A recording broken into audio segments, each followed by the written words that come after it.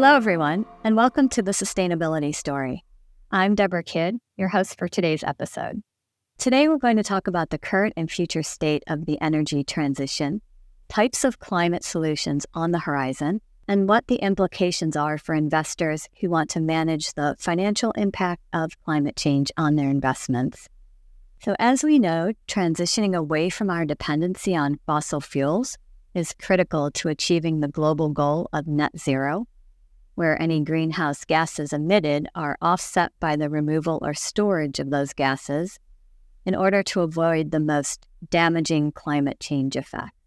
This transition requires massive, rapid, transformational change, and many policymakers, asset owners, and corporations believe that the investment industry has a role to play in this change. At CFA Institute, we see our role as providing education and support for those who choose to invest for net zero. I encourage listeners who are interested in learning more about net zero investing to visit our Research and Policy Center's Net Zero Investing page, where we provide a variety of resources on the topic. With that said, I am pleased to welcome Aniket Shah, Managing Director and Global Head of Sustainability and Transition Strategy at Jefferies Group, and an Assistant Adjunct Professor at Columbia University School of International and Public Affairs. Aniket, thank you for being here today. Sure. Deborah, thanks. And it's really great to be with you and to be with your listeners. The CFA Society and the CFA Institute are organizations that I respect greatly and I think play a profound role in not just the financial markets, but in our broader economy. So really great to be with all of you. I was very lucky to get involved in this topic 15 years ago, almost to the day. I sent an email after graduating from Yale in 2009 to a wonderful economist at Columbia University named Jeffrey Sachs, who at the time was directing the Earth Institute, which is this major research center with 1,000 climate scientists, economists, agronomists, political scientists, and more working together on climate change. And I was a lost and confused 21-year-old with a deep interest in economics and sustainability, having studied that as an undergraduate. And Professor Sachs responded to my email. He responded to a blind email and said, "Come and meet with me and see if you want to come and be my research assistant." So at 21, in October of 2009, I went to go work as Professor Sachs's research assistant at the Earth Institute, and really got to see and begin to understand all of the complicated linkages between economics and the Earth system. And Deborah, once you start thinking about that and learning about it, you can't switch it off.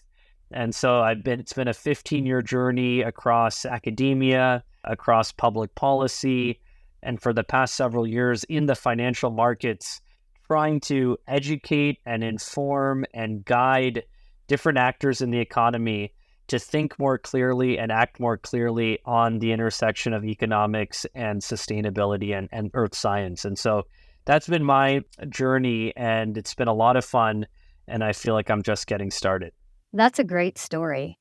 I love that story. I suspect a lot of college professors will be getting many more blind emails in the future.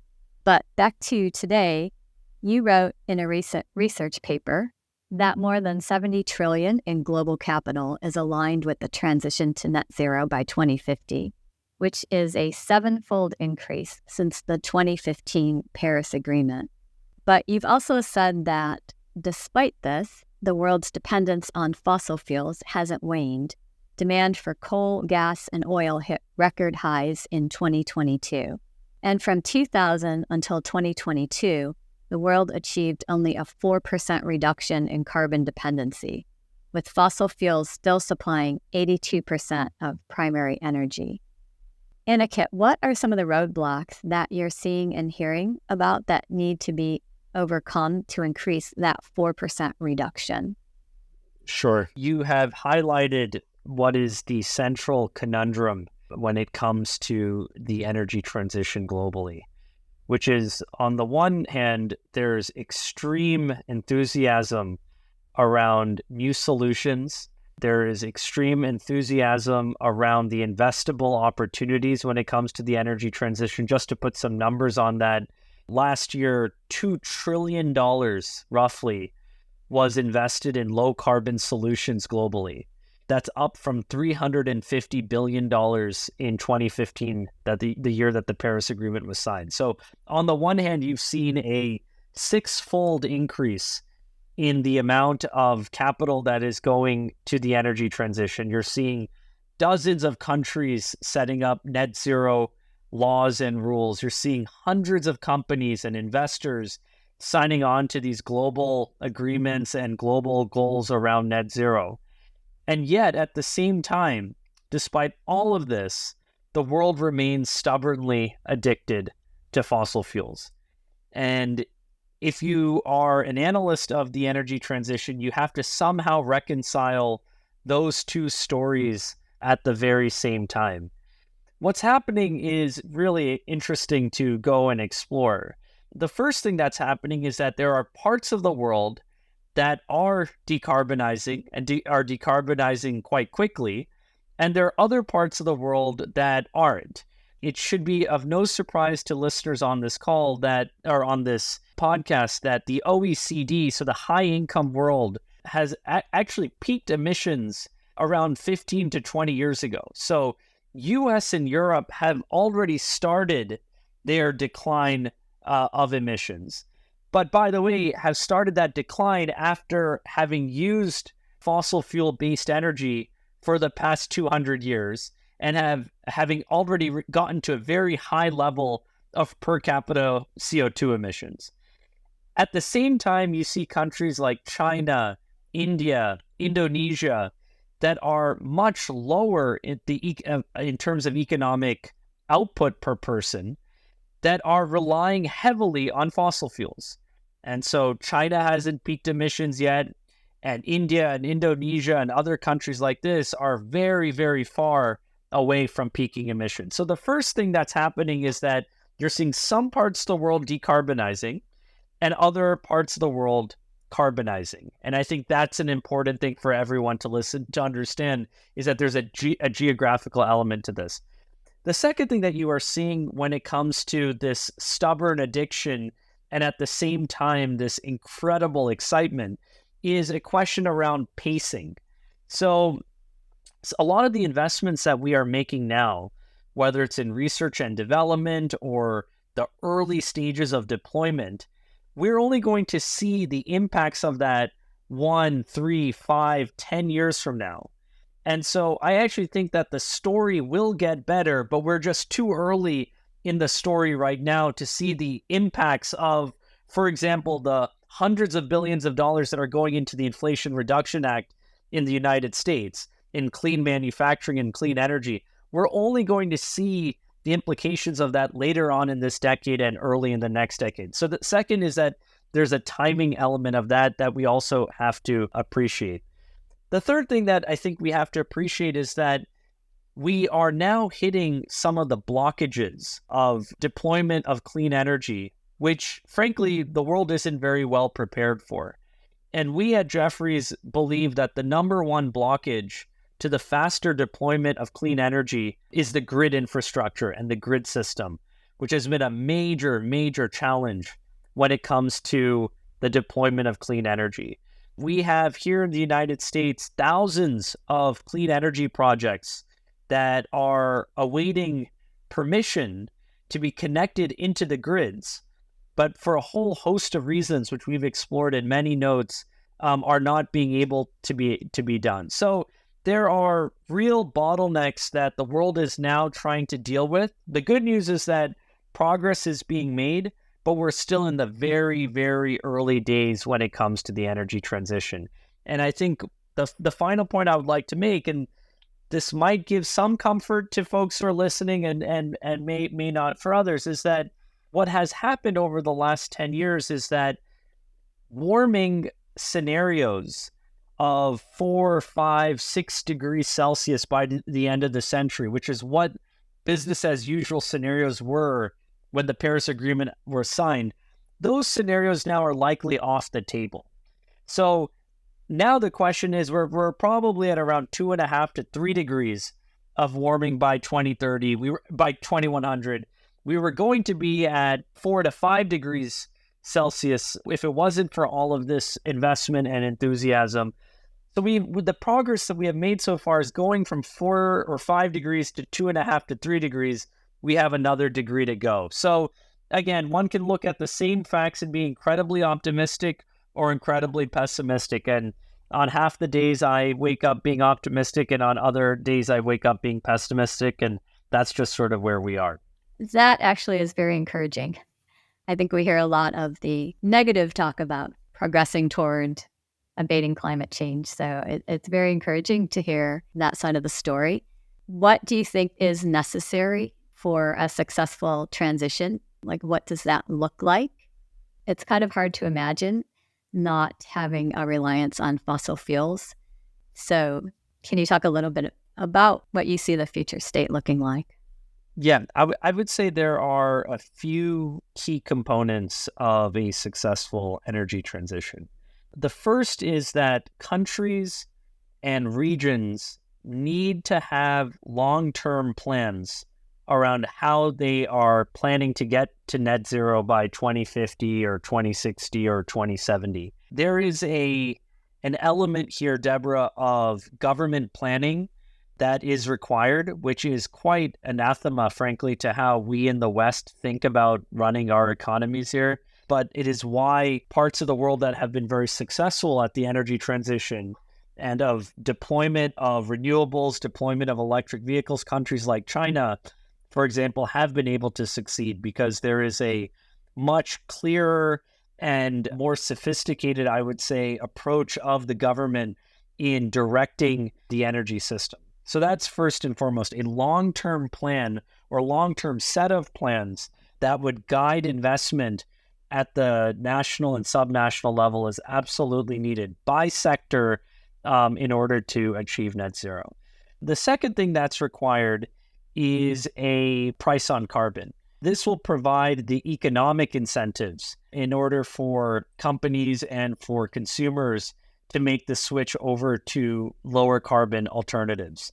And we're going to see more and more carbon pricing happening over the next 5, 10, and 15 years. We've already seen a significant increase of the number of countries in the world that have introduced some type of carbon price. The European Union has, of course, had carbon pricing for many decades now. China has as well. Japan, India is announcing its carbon pricing plans. Indonesia, many countries in the Middle East. The United States, I would argue, has its own form of carbon pricing through subsidization that came through the Inflation Reduction Act. But some form of putting a price on carbon is absolutely necessary. So that's number two. The third part of a successful energy transition is investment in early stage research and development. The reality is that we still don't have all of the technologies that are needed to get to net zero by 2050 or 2060 or 2070. The International Energy Agency tracks this very clearly every year. The good news is that the percentage of emissions for whom we do not have technological solutions or for which we do not have technological solutions is shrinking. So in other words, we are making progress, but there's still around 30 to 40% of total emissions for which we need more and better and cheaper technology. That will come through government research and development and corporate research and development, but we will need more money and more effort going into R&D. So that's number three. And we're seeing more efforts around that space than ever before, but I would like to see more there. To me, if you can get those three things right, long-term planning, increased investment in research and development, and a price on carbon, the system can start moving on its own. And, here, what's really important is that for most of the people who are listening to this podcast, they're investors. They're actually looking for what are the best risk-adjusted investment opportunities in order to put their capital or their client's capital behind. To think that they will take reduced return in order to achieve net zero is just, to be honest, it's a crazy It's just so against how a private investor operates or how a company operates. They are responding to policy incentives and they are responding to customer demands. And so as much as we can get the right policy in place through long-term planning and the right customer demands through a carbon pricing, I think we will have a more and more successful energy transition. I'm glad you mentioned the motivation and the focus on risk-adjusted returns and investment opportunities, because I agree there's often a misconception about the nature of climate solution investments. But in fact, these are what you've referred to as another technology revolution with long-term trends and shifting demands that investors can capitalize on. What are some of the most interesting or promising developments in climate solutions that you're seeing today? The good news is, Deborah, that we're seeing progress across the entire suite of solutions needed for climate change mitigation. I was looking at a database the other day that we've put together, and believe it or not, Deborah, there are anywhere between 12,000 and 15,000 early stage climate technology companies that have been established in the last 10 years in order to address climate change. These are companies in solar, in wind, in electric vehicles, in batteries, in hydrogen, in, you name it, in a long duration storage, in batteries, in every part of the solution set. We are seeing more and more companies being established. And they're being established because the technologies are progressing very quickly. They're being established because policy incentives are being put in place in order for companies to make money, to make profits in this. And they're being established because consumers are demanding and voters are demanding a more climate-friendly environment. So there are areas that I'm particularly interested in. I'm really myself interested in the carbon removal space, for example, because even if we bring emissions down to zero, we're going to have to remove excess CO2 from the atmosphere that has been built up over the last 200 years. And whether it's direct air capture or marine carbon removal, ocean-based carbon removal, or things like enhanced mineralization or enhanced weathering, we're seeing solutions everywhere. And the price points at which carbon removal are coming down is also amazing. So that's an area that I'm following very closely because I think it gets less focus than it should. But again, I'm seeing progress happening in every part of the technology suite needed to get to net zero. You mentioned earlier that the third part of a successful energy transition is investment in early stage research and development. Are there enough early stage investment opportunities to absorb the amount of capital that investors are ready to deploy into climate change solutions? That's a great question. We for many years struggled to get investors interested in these topics. Now investors are indeed interested. Companies are interested. Now the question is there enough to put your money into? What I would say is that there are pockets of the energy transition right now which the markets are not serving well. And they're not being served well, Deborah, not because market participants don't know about them, but there are certain parts of the energy transition where the risk-adjusted rewards are just not seen as commercially interesting enough, and therefore market participants are not putting in money there, but in fact, that is where money needs to go. And largely where that is what we call the missing middle. There are a lot of companies that have created new technologies. They have done first-of-a-kind deployment of that technology, and now they're looking for scale-up capital. They're looking to go from having 1 or 2 CCS equipment up on smokestacks to having 1 or 200 or 1 or 2,000. And that requires a lot of capital because you're building factories, you're building equipment manufacturers, you're trying to develop the entire supply chain, you have to create a sales force. And so it's a lot of capital and a lot of risk. And that missing middle, that scaling up capital is not anywhere to be found. And that's a real problem. And again, that's not because market participants are stupid. They look at those opportunities and they say, large risk, not huge reward, so I'm not going to go there. And so that's really blocking the scaling up of climate solutions. So if I was somebody listening to this podcast right now, that's the area that I would be focused on the most. It wouldn't be the early stage climate tech side. I think there are a lot of very smart participants there. It wouldn't be on the infrastructure side either, on the low risk, just building out plain vanilla renewables. I think we also have enough market participants there between financial participants and strategic participants like utilities. What we need is the scaling up capital. And, goodness knows that there's a lot of opportunity there. It does require more capital, and those investors are going to have to find the opportunities that make sense from a risk-adjusted perspective. Given that the risk profile for certain climate investments may not be compelling enough to attract private capital, what role would you say government subsidization should play in funding these ventures? There's a great story around this when it comes to this. At one point, Deborah, there was this really small unknown car company called Tesla, and it was about to go bankrupt. Nobody wanted to lend them any money. Nobody wanted to invest any money in them around 15 years ago. And the U.S. Department of Energy came in and provided them emergency rescue financing through an office called the Loan Program Office, the LPO. Tesla got this rescue financing, and of course, the rest is all history. It's now a multi-hundred-billion-dollar company, which fundamentally changed the trajectory of the electrification of transportation. I use that example just to say that government is really important. They participate in ways that purely market participant can't.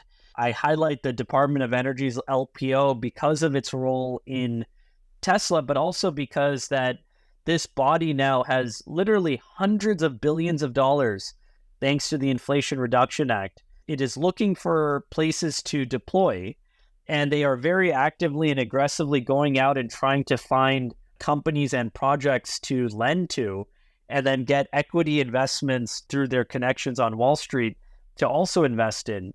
And I think we should all be very excited about that, and we should all support that, because yes, there will be examples like Solyndra. There will be examples when U.S. government comes in, or European governments, or the Chinese government, and they back companies that don't make it.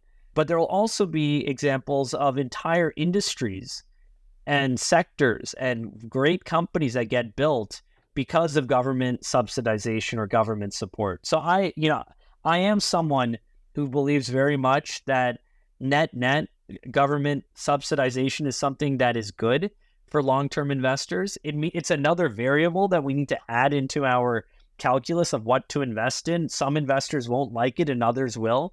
I'll also remind folks who are listening that, the government does subsidize fossil fuels. So it's not that that people who are involved in the energy transition are saying we should just subsidize renewables or low carbon, because we are subsidizing fossil fuels already. So that's what I would say about that.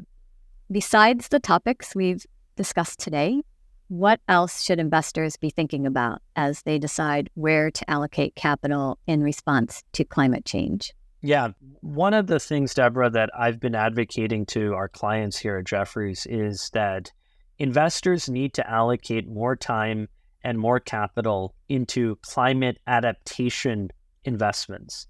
So our discussion today has focused on the mitigation side. We focused on technologies, whether it's solar, wind, or batteries, electric vehicles that will decrease CO2 emissions. We also spoke briefly about carbon removal, which is companies and technologies that will remove excess CO2 from the atmosphere and store it. But the reality is that we're also going to have to adapt to climate change, because the world is going to get hotter. There will be parts of the world that will have more extreme weather events. There will be parts of the world that will have more drought. There will be parts of the world that will become harder to live in. And that's going to have all sorts of economic implications of migration. People will move from one part of the world or one part of a country to another. It's going to have impacts on insurance. It's going to have impacts on how we think about risk analysis, and so on and so forth. And so we've been advocating to our clients that in addition to investing in mitigation opportunities, which takes up I would say 99% of the discussion on climate change, we should also be focused on adaptation and, of course, removal, as we discussed. And I focus on that a great deal in my work here at Jefferies. And I hope more and more investors and banks and corporates will spend more time thinking about adaptation as well. Yeah, absolutely. That's an important topic. I think there's kind of a tendency to view the world as it is and maybe a future state of climate change, which is kind of apocalyptic. But the reality is in the middle there, that life will be different and the way that we navigate that will also be different. Well, Aniket, it has been a pleasure talking with you today. I'm sure that our listeners learned quite a bit from this. So thank you. Thank you for being here on the Sustainability Story. Thank you, Deborah, for having me. And thank you for all the work that you and the CFA Institute do.